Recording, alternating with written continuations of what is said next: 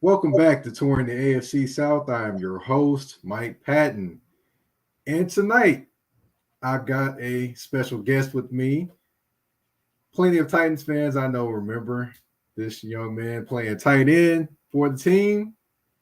Now he's doing a few other different things and expressing himself a little bit differently outside of the field.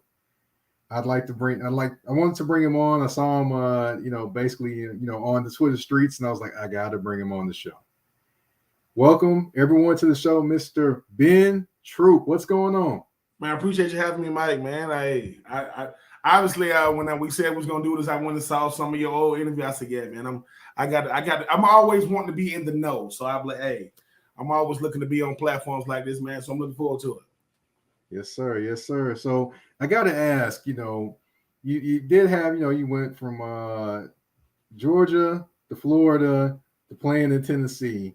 So how did your football history start? How did your sports history start growing up you grew up near Augusta? Yeah, well, I'm actually I'm from Swainsboro, Georgia, a little small town. If you're familiar with the state of Georgia, Georgia Southern is in Statesboro. It's about 30 miles to the west. My athletic career began in Swainsboro, Georgia, back when recreation departments were the premier intimate way of playing sports. When you in Swainsboro, in order to play football, you have to be 7 years old. And the cutoff date to register is September 1st. My birthday is September 1st. So I had to wait a full year. So I had to play soccer when I was 6. And the next year, it's September 1st. And they're taking all the stuff out. They're taking all the stuff down. I go in. They say, sorry, Miss Troupe. Talking to my mom. Sorry, Miss Troupe. He got to wait another year. My mom goes, no, he's getting out of my house. Like he's not. I'm not dealing with this another year. So, and that's back when junior varsity in high school was fairly new. So the recreation department was huge and making sure guys got to play. So we had Pee Wee, which is the smallest level, midget, which is like Pee Wee was like 7, 8, and 9. And midget was like 10, 11, and 12. And obviously junior was like, so I got to play 3 years. So obviously people hearing about this kid over here in Pee Wee running past everybody. But they wanted to play me so bad. I'm like, bro, by the time I get to your level, moved on. But it was fun, man. That's back when everybody had white jerseys, white pants, big old gigantic hip pads poking out. And it was I didn't realize back then, but it brought our community together because back then, man, everybody played. Everybody played. I remember my auntie used to live in the projects down there. We would literally walk from the projects to the recreation field. You got all these kids, all different walks of life, but it was fun, man. It was it gave me a sense of family away from family. Like my family is incredible, but man, it's addictive, man. I mean, you get to hit people. It's legal. It's you the hammer and the nail though. Like you got to get hit. My coach told me football doesn't begin until you question it. Until you get hit so hard, you go, I don't know if this is me. But it became so addictive, man. I mean, I've had friends, and then I actually moved to Augusta, Georgia. So by the time growing up in Swainsboro, the most prominent thing you could be is a Swainsboro Tiger. Like everything shuts down on Friday night, from football season to basketball season. So I'm like, okay, I just got to keep playing, get bigger, get better. I'm gonna be a Swainsboro Tiger one day. Well, when I was in the 5th grade, my mom moved me, my brother, my sister to Augusta. So you going from a small town to where they know your grandmother, grandfather, aunts, uncles, they know your whole family till you know nobody. Like I went from knowing everybody to knowing nobody. But track was my first love though, because when I was a lot smaller, a lot thinner, I could scat a little bit, man. I had a little scat to me, so I could run a little bit. And once again, it brought me and my family together, man. I used to run the 100, 200, long jump, 4x1. So track was my first love. Football is obviously took me over, but it was fun, man. I have no regrets because when I'm a kid, man, I'm not one of these kids now where they wrote a letter to themselves when they was 5 saying, I'm going to be a pro one day. No, I was trying to color in between the lines. I'm trying to, my teacher is telling me glue is to glue stuff, not to put in your mouth. I was one of those kids. I was a kid. But right. God has different things for you, man. And I always say football. I chose football where it took me, chose me, like where it took me as far as like scholarships, and because I didn't have those type of aspirations. I'm a country boy, man. I mean, sweet tea and shade trees is gonna be me for life. So even to touch on what you said, I never had to leave the South until I like went to other teams. Georgia, adolescent high school, University of Florida College, Tennessee. The only thing messed me up with Tennessee was that Central Time, man. I used to be like, I used to be like, so let me get it. I'm sitting there arguing with the lady at Delta, like, how in the world I leave at 1, I get there at 1? Like how was that even possible? And she's like, what are you talking? It says 1 o'clock, departure, 1 o'clock arrival. I say, what is some type of virtual reality in the air? And this lady's looking at me like, what? Like who? So. But no, man, it's a blessing, man, because I was one of them ones, meaning I didn't know what sports could do. I didn't know it. When I'm watching NFL, I ain't never think it's going to be me or college. Nah, so to sit here talking with you now about, 7 years old, I fell in love with the game. We've had our ups and downs, but it was like a real relationship, man. Some days I liked it, some days I didn't, but I stuck with it. It was way better to me than I was to it. But it was fun, man. I enjoyed it. I enjoyed every bit of it. That's awesome, man. Definitely, I can relate to that because, of course, when I was 5, my dad just came in the house and decided he was going to take me out and play football, and there was going to be no way I was saying no. My mom wasn't going to say no anything. He took me out to the field, dropped me off the field. I ran back to the car, spanked me in the parking lot, told me, get back in there. Don't come back outside this fence. And that was literally where my football career started, all the way to playing college football. So, yeah. And it happens, man. We all have I will say this. My story is not unique than yours. We all have my mom is a football junkie now, but I didn't know my high school wasn't, quote, prestigious. We weren't winning playoff games and state championships. So when I go to college and I see this crazy lady in the stands going, I'm like, who are you? Like where does this come from? But man, sports is like a giant family reunion, man. You don't know everybody in the family, and it brings people together in a crazy way. You really understand. And I asked the dude one time, I said, what is it about sports, man, that brings you together? He says, y'all are people that didn't give up on your dreams. Like you had a dream to do that and you stuck with it.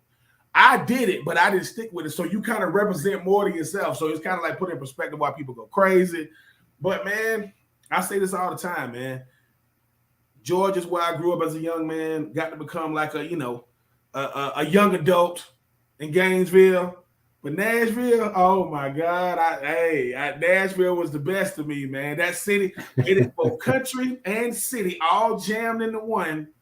Old West End and Broadway, and I enjoyed it, man. I go Jefferson Street and Modell's and Sweats. It was the best, man. Nashville helped me understand that life is bigger than football. I couldn't tell my coach that, but I'm like, dude, I'm bigger than football. Like, yeah, dude, you gonna be all right past football. So, but I did enjoy my time with the Titans, though. Yes, sir. Yes, sir. Now I do have to ask, of course, draft night. You were drafted in the second round, 40th overall by the Titans. How was it draft night? How was the feeling in the room on draft night? It was both incredible and weird because I'm from Swainsboro, so I got my draft was in Swainsboro. My dad's friend he had a nice little pond out there. Ain't no lakes in Swainsboro, man. It's ponds and we have standing water. You swim at your own risk. That's what we tell people.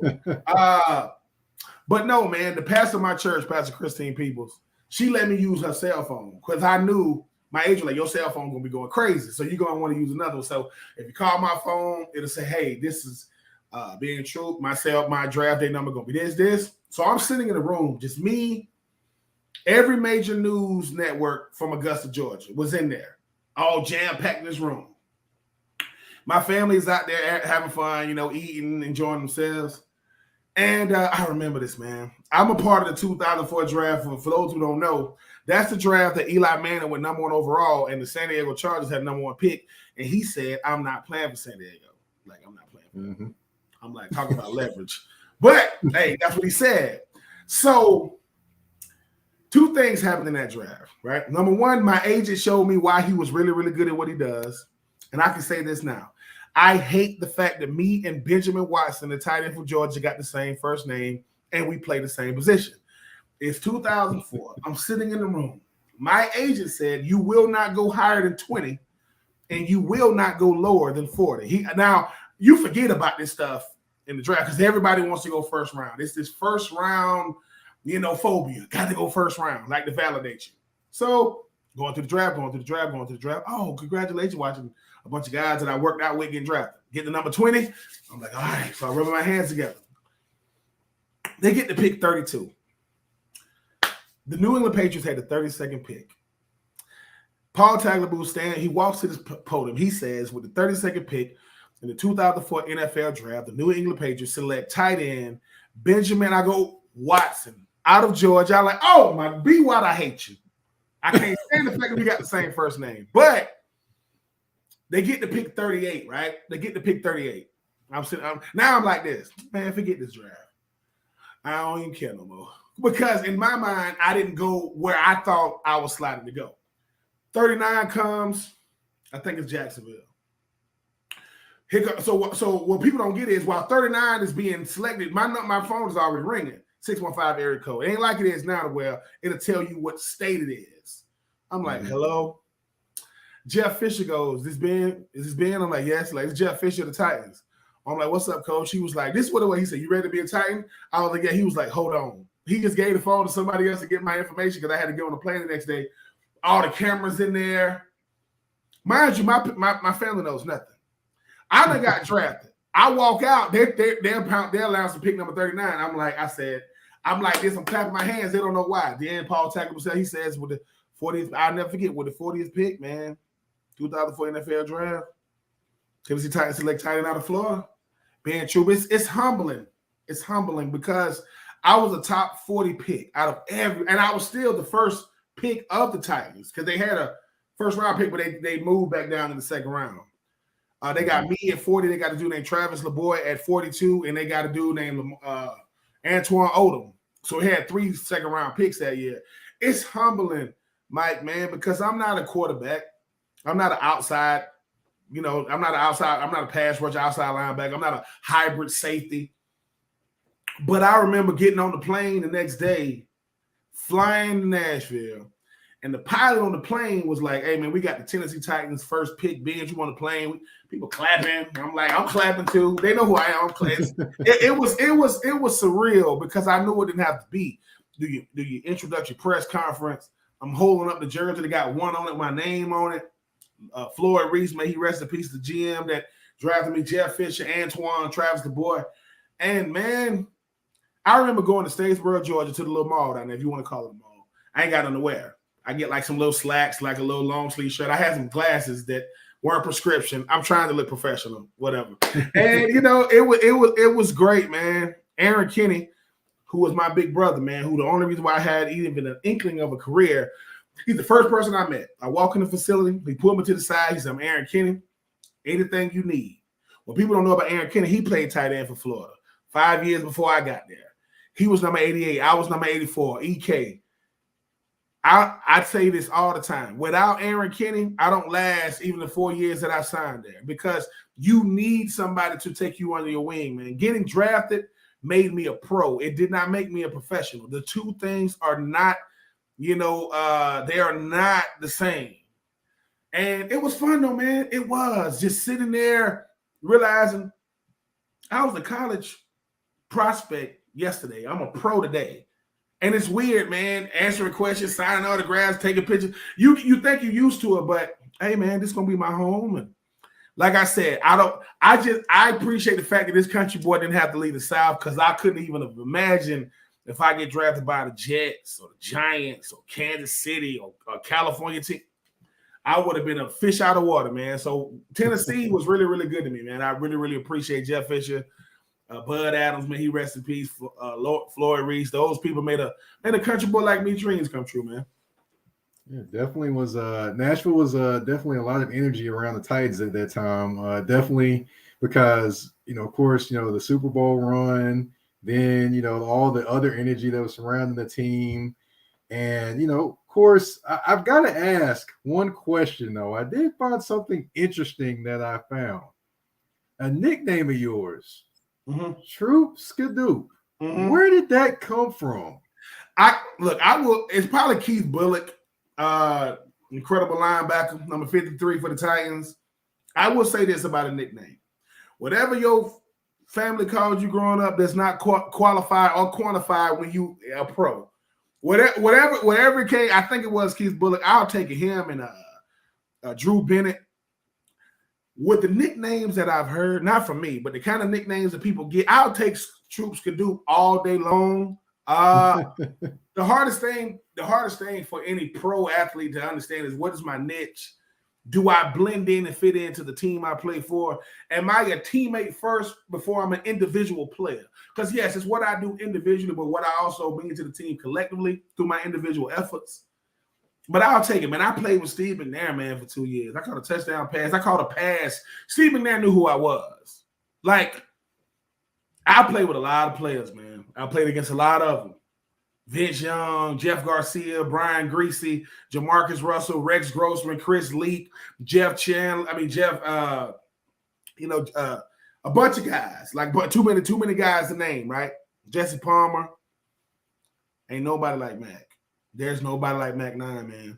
I mean, we're just sitting there. I remember my rookie year, at the end of the year, you clean out your locker.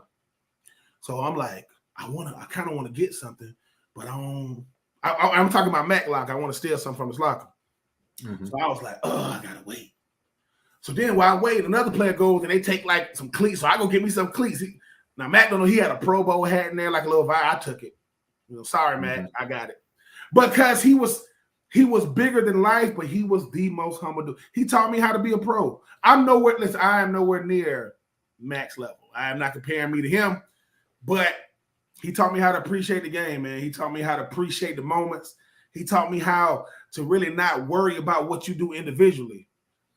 And he was the man, dude. Like I don't know the Pro Football Hall of Fame. I'm gonna put him in the Hall of Fame, but if I go to Ole Miss, Georgia, Florida, Ohio State, Tennessee, and I get drafted first or third overall at quarterback, cool. But if I go to Alcorn State and the draft comes and they say with the third overall pick, you select quarterback Steve McNair from the Houston Oilers, I'm the man.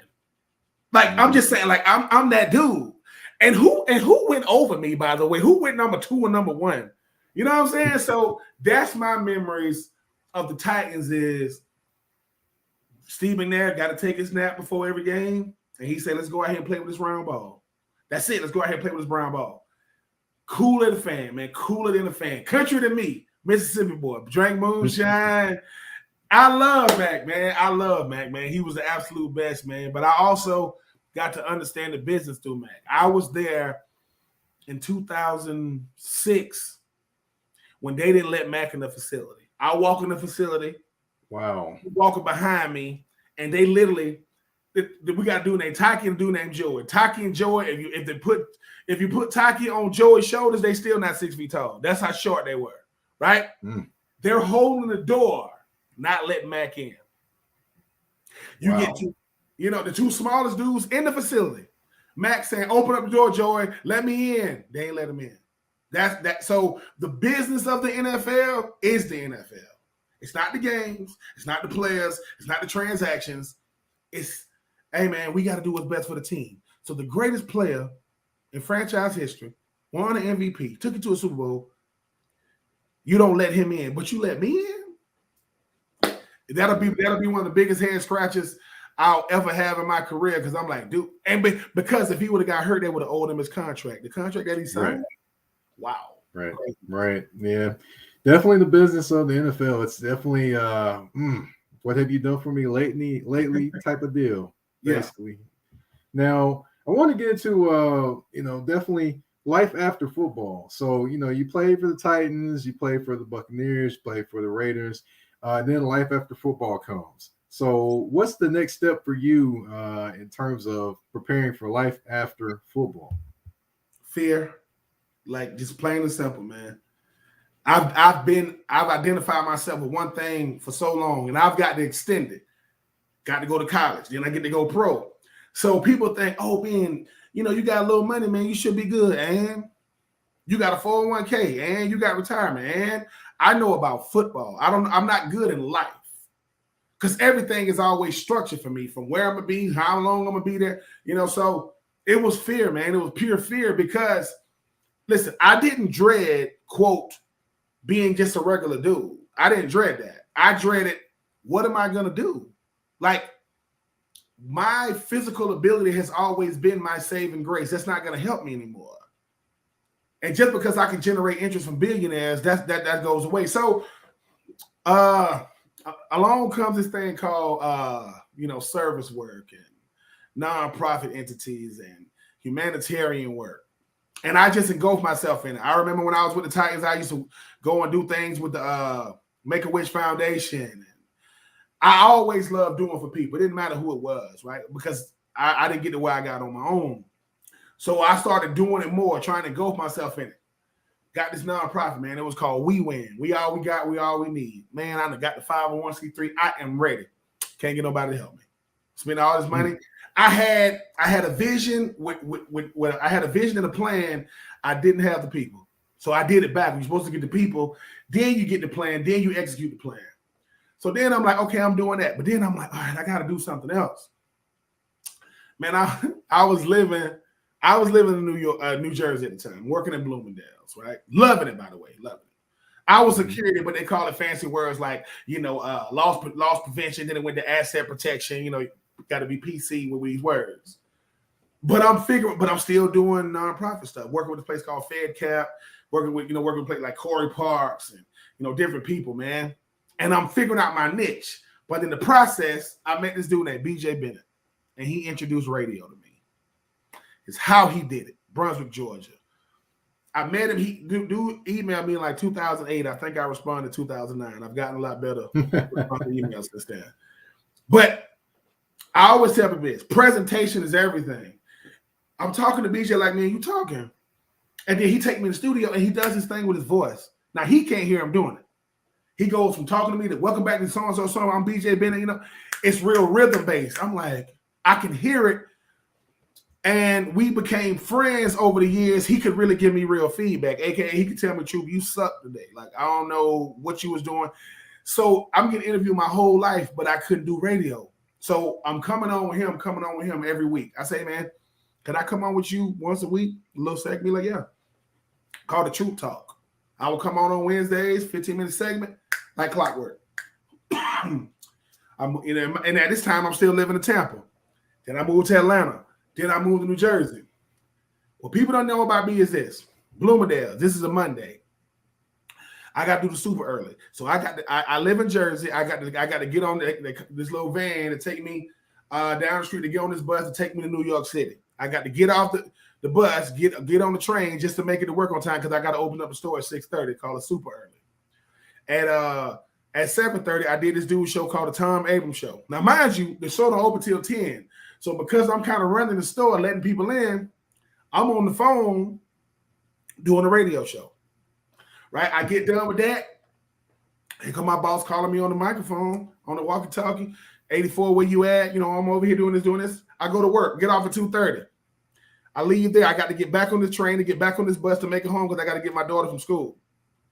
The thing about it is, I did more radio when I worked at Bloomingdale's. I'm taking my lunch breaks at the same time to do these shows because that's how committed I was. Now, Mike, I'm doing this with no end in sight. I don't know if I'm ever gonna get hired. I was doing a thing called Brown and Troupe. It was called Fourth and Goal. It was called Brown and Troupe, Fourth and Goal or something with JB and BT at the Time and Life building, which is off of Avenue of Americas, which is cross street from Radio City Music Hall. Listen, my lady is not happy because I'm not getting any money for this. And I think she understood, but passion is a real thing, man. Like passion is something you just keep going. You fast forward, still doing nonprofit work, by the way, at Broome Street Academy, down the street from where I'm. Fast forward to 2017. BJ Bennett, he's on a show called 3 and Out. Him, Matt, Kevin Thomas. Matt leaves. It's an opener. Hey, Ben, man, we got to open at 3 and Out. When they announced that I'm officially going to be on the show, most of the listeners was like, well, hasn't he been on the show? Because they so used to hearing me every Wednesday. And in the process of doing that, radio bought me opportunities like being able to go to games, resonate with today's student athletes, with today's coaches. Wrote a children's book and my book. You know, for what you're gonna have to give me your address, Mike. Man, I got to send you a book, man. It's not the gloat. And now my nonprofit is called the Uncommon Crew, CRU.com, theuncommoncrew.com, which is just an enrichment program for high school boys. So in the process of me just sticking with it, right? Sticking with it, I found who I was because the nonprofit work paved the way for me to be a great employee when I was at Bloomingdale's, man.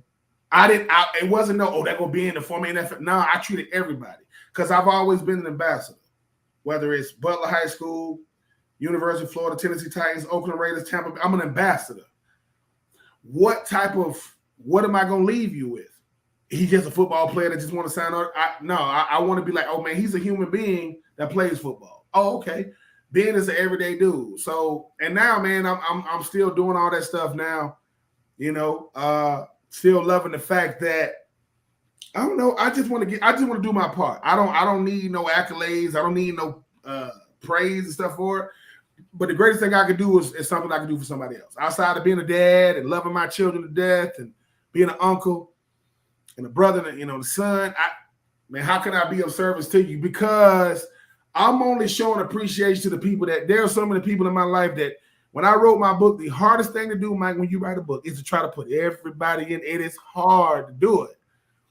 But when I sent my book to former teammates who weren't all pros, who weren't Pro Bowlers, who weren't Super Bowl winners, thinking that, wait a minute, Ben, I didn't think that I've ever made any impact on nobody you're in my book for life. So if I never write another one, you are part of my memoirs. My life is BJ Bennett, and I know he wouldn't mind me saying he's a diabetic. He has his own website called SouthernPicks.com. He's a writer. He wrote my book for me. I was looking up ghostwriters. A regular ghostwriter might cost you at least $10,000, $15,000. He wrote my book for free $99. He didn't charge me a dime. This man told me I want to do three things in life. I want to get married, I want to have children, and I want to write a book. So when you talk about how people are intertwined with each other, here's a dude that gave me my career and he gave my freaking book, essentially gave my livelihood. But what he didn't want me to know was when they first wanted to hire me, he stood in the gap for me. He said, because I'm a former athlete, so I come with the personas. Oh, he's going to be entitled. Oh, he think he's going to be better than everybody because he played. BJ, he said, the only thing he's ever done is write and do radio. That's his livelihood. He said, if this man ain't who I know him to be, you could fire him and me. That man put his whole life on the line for me. So when I go to work every day, man, I do it more than just talking about, the SEC, the ACC, the Sun Belt, the SoCon, the Falcons, the Titans. This man put his life, he put it all on the line for me. So I got people like that in my corner, man. The least I can do is show appreciation by showing up, doing my part. And here we are, man. I tell my boss every day, man, hey, man, I appreciate you giving me this opportunity, but if you try to fire me now, nobody's going to do the radio. The radio's done. But Mike, man, my life is a dream, man. If you really open up your eyes and see the people who's really there for you, dude, life is so much easier. I had a story to tell. I got a person that wanted to tell it for me because he writes. So when I did the book is called Uncommon and Unfinished, the Ben Troupe story with BJ Bennett because he wrote it. You see, so we tied together for life. Every time and the guy that helped me get the book is a dude that came up with a title dude by the name of Andre Drummond. He's a professor at East Georgia State College, and where's Swainsboro, Georgia, where I'm from. So so that's what I'm saying, man. I laugh about this stuff all the time, man. If my kids won't read my book, they'll say, just tell me the part I'm in. What? I'm gonna just go straight to start with chapter 1. But hey, man, I'm just enjoying the ride. Man, it sounds like you definitely definitely had a career in terms of playing the game, in terms of outside the game as well, in terms of learning about yourself and growing as well as a human being and a man. So that's definitely a great story and a great thing to hear. But of course, this is touring the AFC South, and I do and would like to talk just a little bit about the current state of the AFC South. Now, of course, Derrick Henry got hurt last year, and he ended up, coming back for the playoffs. Wasn't quite the same.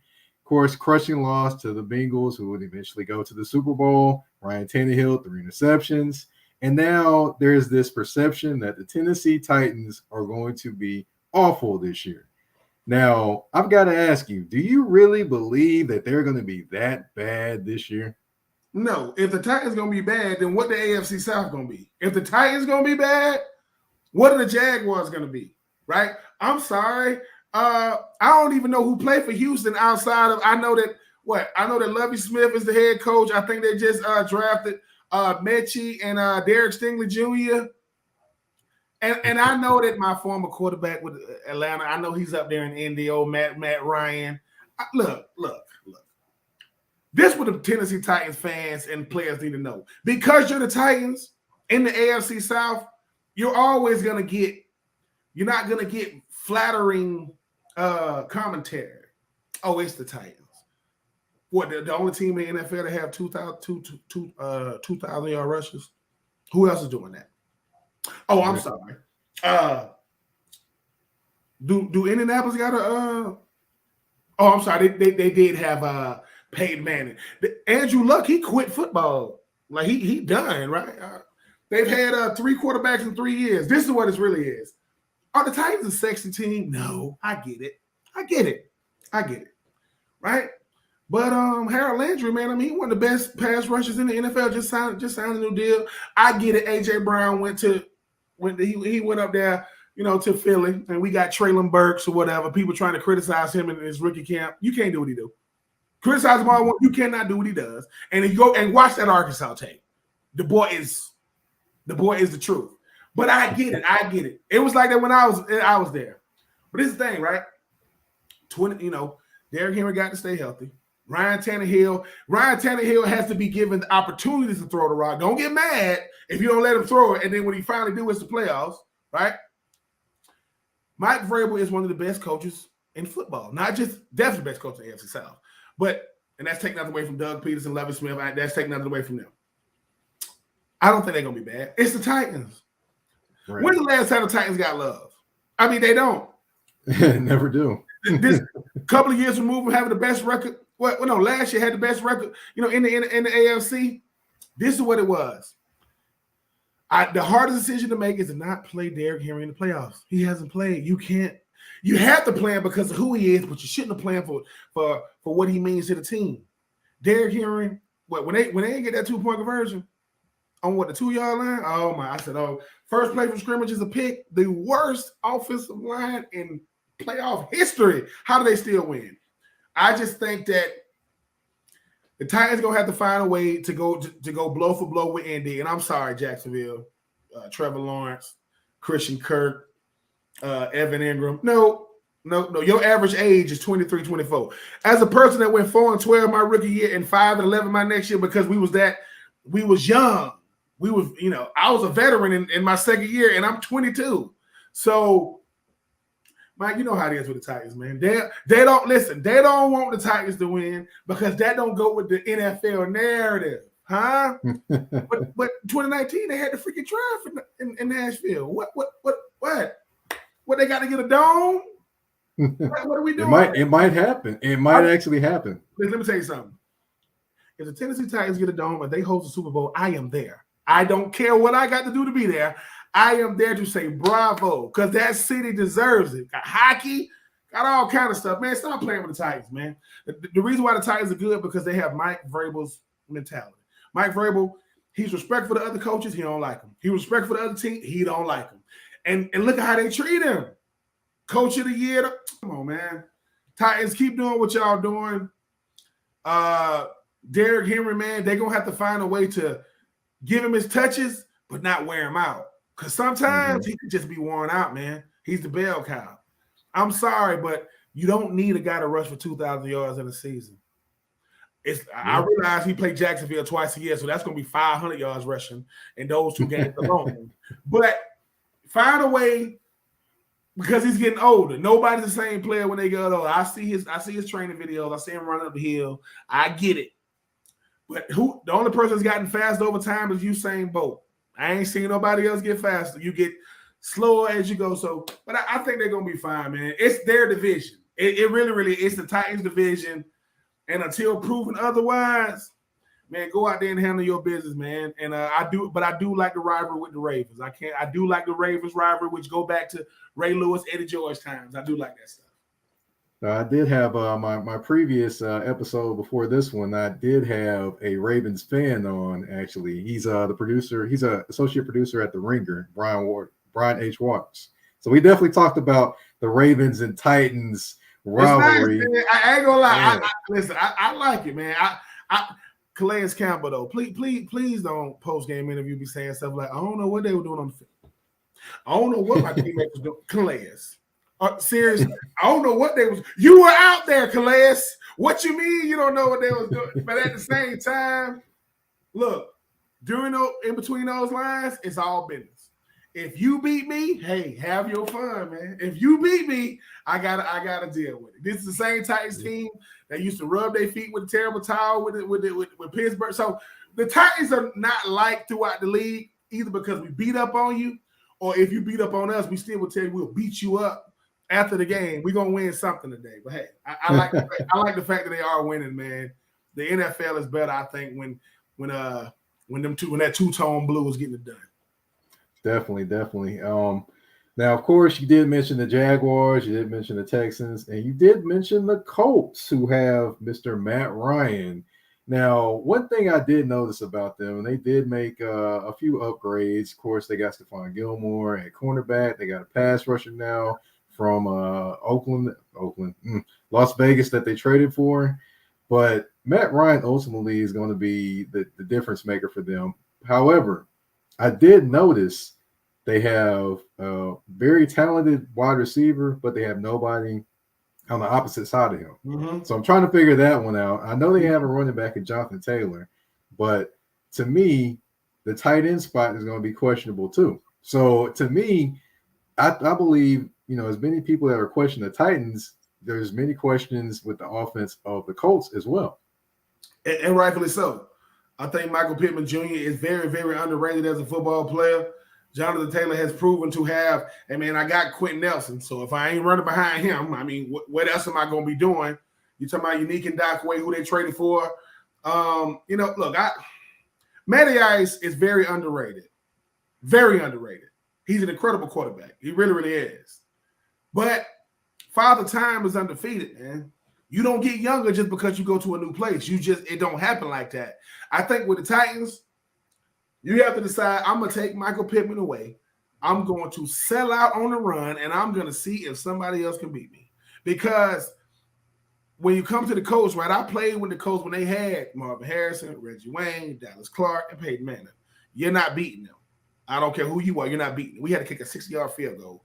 Rob Baronis, may he rest in peace. That boy kicked a 60. What? We had to make miracles happen when them boys there. But I just think now, Mike, I do agree. The Colts are sneaky good because that defense is scary now. Darius Leonard. Yes. Hey, listen, I love Devin White. I love Micah Parsons. Darius Leonard went to South Carolina State. That boy was the first team All-Pro as a rookie. I think he's been the first team All-Pro again.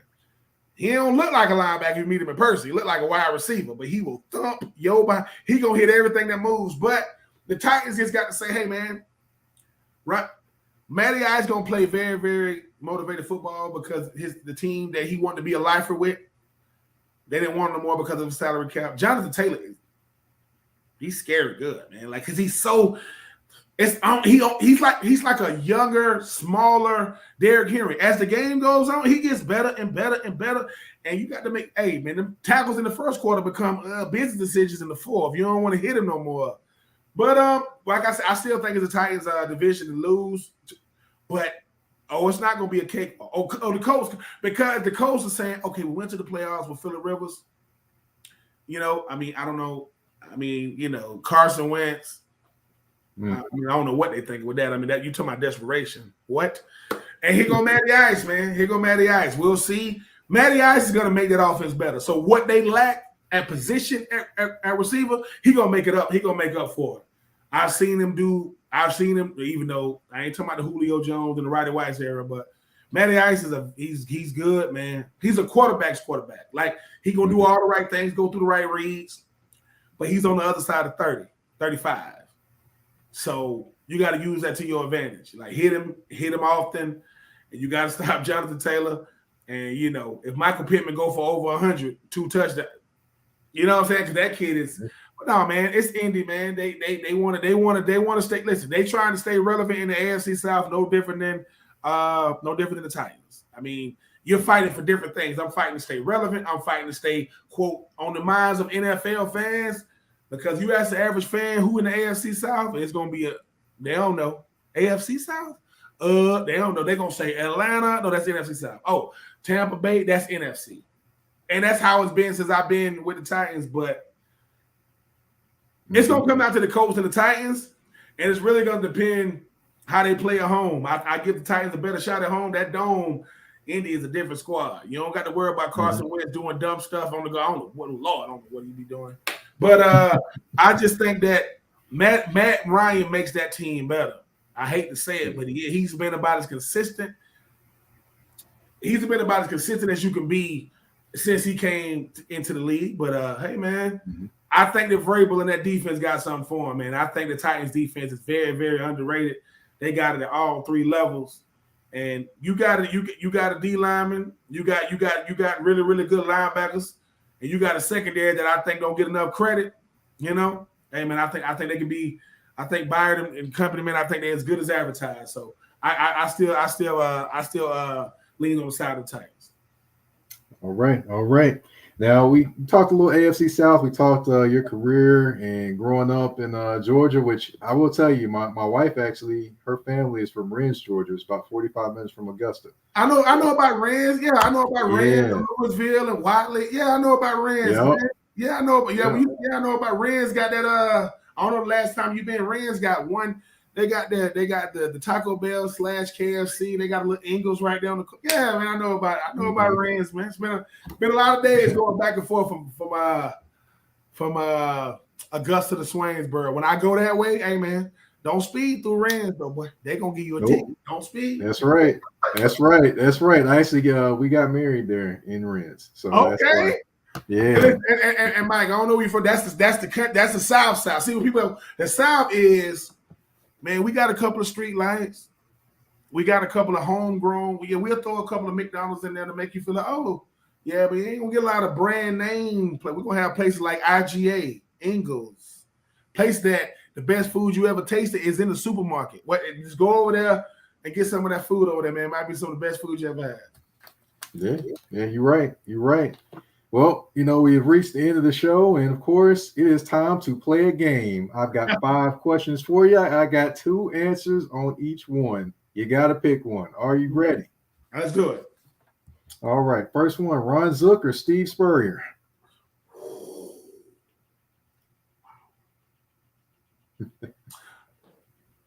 People gonna get mad at me. I'm gonna say Ron Zook. He was the coach I Spurrier was the coach I chose. Ron Zook was the coach I needed. So I'm going to go Ron Zook. All right. Now, going a little bit of Tennessee Titans flavor here. Billy Volek or Kerry Collins? Oh, Billy V. Even though they did Billy V wrong, I thought me and Billy V my 3rd year, man, went through the whole preseason. And then the Wednesday of the first game, we just did walkthrough, come out. Billy Volek just got traded to San Diego. They are taking his name. They're scraping his name off his lock, and they're putting Kerry Collins on there. So welcome to the business again. But I would go Billy V though. Gotcha. I forgot about that moment, but you reminded me of that one. I'd have been involved in some crazy stuff. Now I've got tight ends, Antonio Gates or Jason Witten. Oh man, Antonio Gates, man. I love Jay Witt, but look, one guy played football his whole life in the SEC. The other guy played basketball, and he got the most touchdowns and tight end hit more than Gronk. That man, that man got more than Gronk. And full disclosure, when we used to play San Diego, they let me be him for the week. Hey man, you got to be Antonio Gates. Listen, that route treated Antonio Gates had you can't. I said, hey man, Troupe, just get open. What? They let that man got to do all kind of stuff, man. They used to throw dirt on the ground and him and little Philip. I want you to do. He was uncoverable. Love Antonio Gates. Love it. Yeah, I definitely love watching him play, and I didn't see him becoming the tight end he was. I mean, I just turned on the TV one day and was watching. I was like, "Is that the guy that was at Kent State playing football now?" It threw me off. Incredible. Can still go out there and get you 10 touchdowns, but them days over with. But yeah, Antonio Gates. All right, next one I got another tight end battle: Greg Olsen or Vernon Davis. Wow. Ooh, I was Vernon Davis on his visit when he came to Florida. Wow. Woo, this is longevity versus being a freak athlete. I'm gonna go with Greg Olsen. You know what? Because Greg is so underappreciated. Greg started that 1,000-yard back-to-back seasons when he was in Carolina. And once again, if he do this for America's team or the Patriots, he's more selling with Carolina. Ain't nobody really check. Vernon ran the 4.3. You know, probably still got a 12-pack. That boy's built like a rock, but I got to go with Greg Olsen, man. I don't think we appreciate. And shout out to Greg Olsen, Travis Kelce, and George Kittle for starting tight end I think in Nashville. I'm loving that. Yes, sir. That's in Nashville. It was the second year this year. They actually did it out at Vanderbilt this year. Okay. So the last question I've got for you: Rex Grossman or Chris Leak? See, Mike, you doing this to me tonight, man. All right. For me, I'm gonna say Chris Leak, and this is why. Rex Grossman, number one, should have won the Heisman in 2002. Sorry, Eric Crouch, that's nonsense. But I'm gonna say Chris Leak for this reason. I was a 21-year-old senior. He was an 18-year-old rookie, starting in the SEC. Starting in the SEC as a true freshman. Chris Leak helped me really understand what being a teammate is. He really helped me bring it all in because I became more of somebody who Ron Slick used to tell me, hey, man, protect that boy out there. Protect him. Coach, protect him. I had been in college for 3 years. This is my senior year. It's supposed to be, quote, my banner year. And once again, that individual stuff, I had to move it aside. Collective. The prettiest ball you will ever see comes from Chris Leak. In the air, it looked like the size of a freaking beach ball, but it's so pretty. Chris Leak, when he first get to Florida, we said, "Oh man, you're supposed to be this. You're supposed to be this out of Charlotte. Okay, you're supposed to be this. Whatever, Mr. Football, whatever. What makes you so special?" He's right-handed, by the way. He rolls to the left and throws with his left. Threw it like 30 yards. He said, so if my right arm get hurt, I can still play. Okay, you good. We ain't messing with it no more. You can throw it with okay. But love Rex, love sexy Rexy, man. But Chris Leak, man, he's the one that really, he let me know that my game had come full circle because when I'm playing football I got to protect my quarterback, hey, man, he brought out the best in me. Yeah. All right. Well, that is the end of our game for this episode. I want to thank you, Mr. Ben Troupe, for coming on the show, telling us all about your career, how you grew up, life after football. The floor is yours if you want to tell everyone what you're working on, what you got going on, anything you want to tell anybody that's listening or watching. Man, listen, I still got some books to sell, people, and it ain't for me. I want my story to resonate with anybody. So make sure and go to BenTroupe84.com for my book Uncommon and Unfinished. I am not a salesman by no means. I just know that hopefully something about me will resonate with you. I have the Uncommon Crew. That's CRU.com. That's my nonprofit. I'm doing that, and I'm gonna have a book coming out, man. My podcast through the Gators Collective. That's the NIL. It's called 84 Reasons. I get to sit down and talk with current student athletes at Florida, former student athletes at Florida. But my book is going to be coming out this year called 84 Reasons. And it's all in the name. I believe that, somebody say, man, as long as you have excuses as to why you don't do it, somebody else has a reason why they did do it. So I don't got no excuses. It's all reasons. And I'm just having fun, Mike, man. People like yourself make a person like me, man. You don't know how humbling it is. Listen, I'm okay, just being a normal dude. And some people, most people like, man, you ain't normal. Well, to me, I'm a normal everyday dude. But when you reach out to me to come on your platform, man, hey, man, and we talk about the Titans, all these haters around here, haters gonna hate. Listen, if I get another Jaguar fan telling me you the Titans, come on, bro.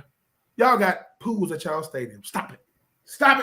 I don't want to hear it. So, no, at the end of the day, Mike, man, I appreciate you having me, man. We did make sure we don't let this be the only time. I mean, but listen, you married to a country girl. Might know about Rennes, Georgia. Yes. He said she's from Rennes. I know about Rennes, Louisville, Watley, Cross the Green. All of us country.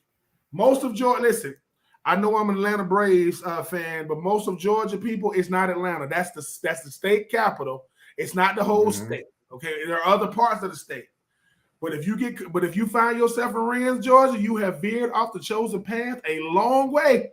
A long way. But, no, Mike, man, I appreciate you having me on, man. It's been a blast, man. Yes, sir. Yes, sir. Thank you for coming on. Thank everyone for listening and watching. You've been tuned in to Touring the AFC South with your host, Mike Patton. We're out.